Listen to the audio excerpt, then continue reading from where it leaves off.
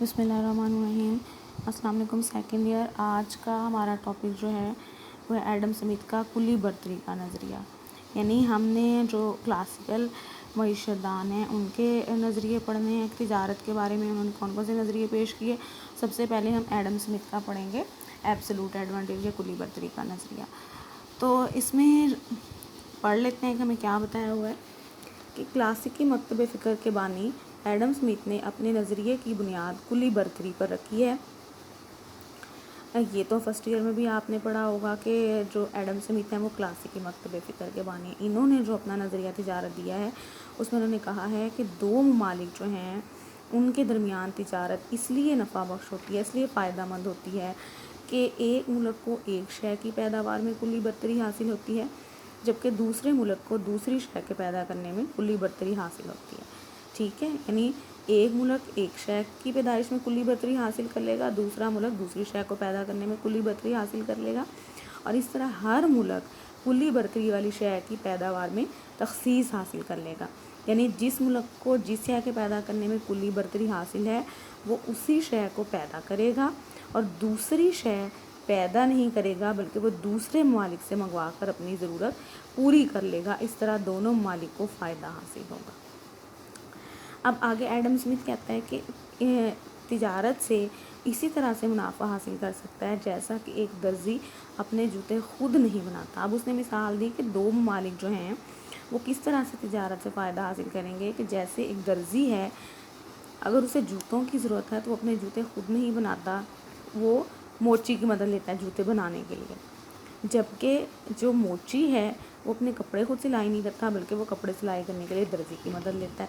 کہتے ہیں کہ ایک درزی جو ہے وہ کیا کرتا ہے، موچی سے جوتوں کا تبادلہ کر لیتا ہے، ٹھیک ہے، اور موچی جو ہے وہ درزی سے کپڑوں کا تبادلہ کر لیتا ہے، اور اس طرح دونوں ہی فائدے میں رہتے ہیں۔ اب یہ اس نے بتایا کہ اس طرح سے تجارت ہوگی کہ جس ملک کو جس شے کے پیدا کرنے میں تخصیص حاصل ہوگی، جس ملک کو جس شے کی پیدائش میں کلی برتری حاصل ہوگی، اس نے وہی شے پیدا کرنی ہے، وہ شے اس نے برآمد کر دینی ہے، اور جو شے وہ پیدا نہیں کر رہا وہ اس نے دوسرے ملک سے لے لینی ہے، درآمد کر لینی ہے، اس ملک سے جو پیدا کر رہا ہوگا جس کو دوسری شے میں کلی برتری حاصل ہوگی وہ اس ملک سے لے کر اپنی ضرورت پوری کر لے گا۔ اس طرح سے دونوں ممالک ہی تجارت کے ذریعے فائدے میں رہیں گے۔ تو اپنے اس نظریے کی وضاحت کے لیے ایک جو ہے وہ گوشوارہ بنایا گیا ہے، گوشوارہ بتایا گیا ہے، ٹھیک ہے، اس کو ہم دیکھ لیتے ہیں کہ اپنے اس گوشوارے میں جو ہے وہ ایڈم سمتھ ہمیں کیا بتانا چاہ رہا ہے، کس طرح سے اس نے جو ہے اپنے نظریہ کلی برتری ایبسولوٹ ایڈوانٹیج کی اس گوشوارے کے ذریعے وضاحت کی ہے۔ دیکھیں جو گوشوارہ ہے، جو ٹیبل ہے، اس میں سب سے پہلے تو دو ملک لیے گئے ہیں، پاکستان اور ایران، ٹھیک ہے، یعنی فرض کر لیا گیا کہ جی دو ممالک ہیں جو آپس میں تجارت کریں، پاکستان اور ایران، اور دو ہی اشیاء ہیں جن کی آپس میں تجارت کریں گے۔ یہاں پر گندم اور کپڑا لیا ہوگا، ٹھیک ہے۔ اب ہم نے کیا دیکھنا ہے، جو دوسرا کالم ہے اس میں ہے جی مطلوبہ محنت فی اکائی گندم، یعنی ہم یہ دیکھیں گے کہ گندم کی ایک اکائی پیدا کرنے پر پاکستان میں محنت کے کتنے گھنٹے لگتے ہیں، کتنے مزدور کتنے گھنٹے کام کر کے گندم کی ایک اکائی پیدا کر سکتے ہیں۔ تو پاکستان میں اگر ہم دیکھیں تو 10 گھنٹے لگتے ہیں، یعنی یہ 10 گھنٹے جو ہیں وہ کام کریں گے مزدور تو گندم کی ایک اکائی پیدا ہوگی۔ اگر ہم یہ دیکھیں کہ گندم کی یہی ایک اکائی ایران میں کتنے گھنٹوں میں پیدا ہوگی تو ایران میں جناب لگتے ہیں 20 گھنٹے، یعنی گندم کی اکائی پیدا کرنے پر پاکستان 10 گھنٹے صرف کرتا ہے، جبکہ ایران گندم کی وہی اکائی پیدا کرنے پر 20 گھنٹے صرف کرتا ہے۔ تو اگر ہم غور کریں تو ہمیں پتہ چلے گا کہ پاکستان جو ہے وہ گندم کو کم وقت میں جو ہے وہ پیدا کر رہا ہے، کہ کم گھنٹے لگا کے جو ہے وہ گندم پیدا کر رہا ہے، تو ہم کہہ سکتے ہیں پاکستان کو گندم پیدا کرنے میں کلی برتری حاصل ہے، اور پاکستان جو ہے وہ گندم کی پیداوار میں تخصیص حاصل کرے گا۔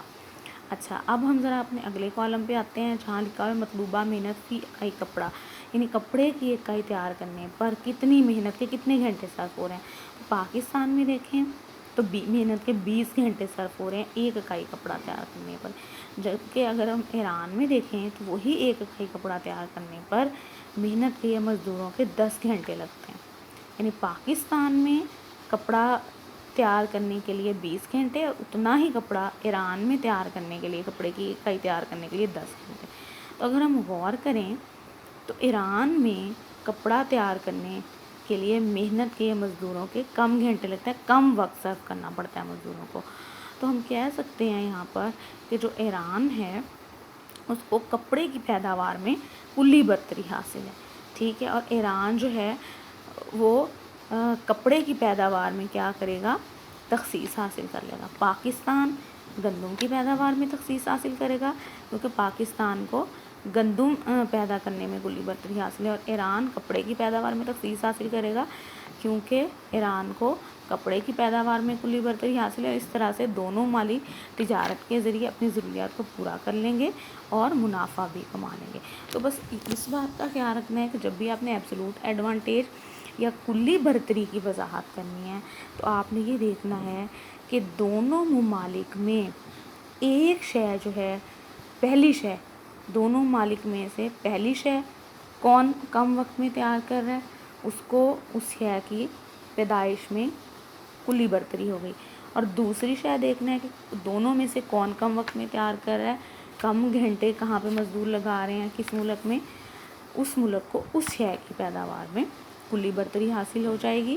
ٹھیک ہے، اور جس شے میں کلی برتری جس ملک کو حاصل ہوگی وہ ملک اسی شے کی پیداوار میں تخصیص حاصل کرے گا، وہی شے برآمد کرے گا اور دوسرے ملک سے دوسری شے منگوا کے درآمد کر کے اپنی ضرورت پوری کر لے گا. تو دونوں ممالک جو ہے وہ فائدے میں رہ جائیں گے. یہ گوشوارے کی وضاحت جو ہے گوشوارے کے نیچے بھی دی ہوئی ہے اور گوشوارے سے پہلے بھی یہی وضاحت دی ہوئی ہے کہ دو ممالک ہیں اور کس طرح سے گندم اور کپڑا جو ہیں ان میں کتنے گھنٹے لگا کے مزدور جو ہیں وہ تیار کر رہے ہیں. تو وہی آپ کو میں نے بتایا ہے. اب ایڈم سمتھ جو ہیں وہ کہتے ہیں کہ تجارت کی توسیع کے لیے آزاد تجارت کی پالیسی جو ہے وہ فائدہ مند ہوتی ہے. یعنی کہ ایڈم سمتھ یہ کہہ رہے ہیں کہ اگر تجارت کو فروغ دینا ہے، تجارت بڑھانی ہے، تو پھر یہ ہے کہ تجارت کرنے والے دونوں ممالک ہیں وہ آزاد تجارت کی پالیسی کو اپنائیں. یعنی ایک دوسرے کی درآمدات پہ پابندیاں نہ لگائیں. ٹھیک ہے، درآمدی اشیاء پر پابندیاں نہیں ہونی چاہیے اور آزاد تجارت ہونی چاہیے بغیر کسی پابندی کے. کوئی ٹیکس، کوئی امپورٹ ڈیوٹیاں نہ لگی ہوں، کسٹم ڈیوٹی جس کو ہم کہتے ہیں. ٹھیک ہے، ہم کسٹم ڈیوٹی پڑھا ہے، اس میں ہم کہتے ہیں کہ درآمد اور برآمدی اشیاء پر بعض اوقات ڈیوٹی لگا دی جاتی ہے اور زیادہ تر جو ڈیوٹی ہوتی ہے وہ درآمدی اشیاء پر ہی لگائی جاتی ہے. تو آزاد تجارت میں کیا ہوتا ہے کہ کوئی ٹیکس یا ڈیوٹیاں نہیں ہوتے، کوئی کوٹا نہیں مقرر کیا جاتا اور دونوں ممالک جو ہیں وہ آسانی سے فریلی ٹریڈ کر سکتے ہیں. یہ ایڈم سمتھ کا کہنا تھا. لیکن یہ بھی یاد رکھنا چاہیے کہ اگر ہم آج کل کی بات کریں تو اب ممالک جتنے بھی آپس میں تجارت کر رہے ہیں کسی کی بھی آزاد تجارت کی پالیسی نہیں ہے. ٹھیک ہے، ہر ملک نے اپنے فائدے کے، اپنے مفاد کے پیش نظر تجارت پر مختلف قسم کی پابندیاں لگائی ہیں.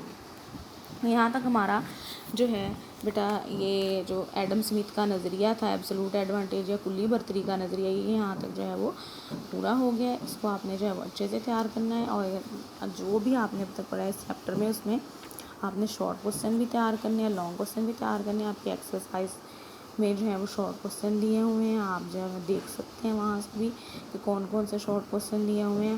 ہر ٹاپک سے آپ شارٹ کوسچن بھی کریں گے اور لانگ کوسچن بھی، کیونکہ پیپر میں جو ہیں وہ دونوں ہی قسم کے کوسچنز ہم نے سالو کرنے ہیں. تو انشاءاللہ اب اپنے اگلے لیکچر میں پھر ہم کلاسیکل معیشت دانوں نے جو دوسرا نظریہ بیان کیا تھا وہ کس نے بیان کیا تھا وہ ہم دیکھیں گے.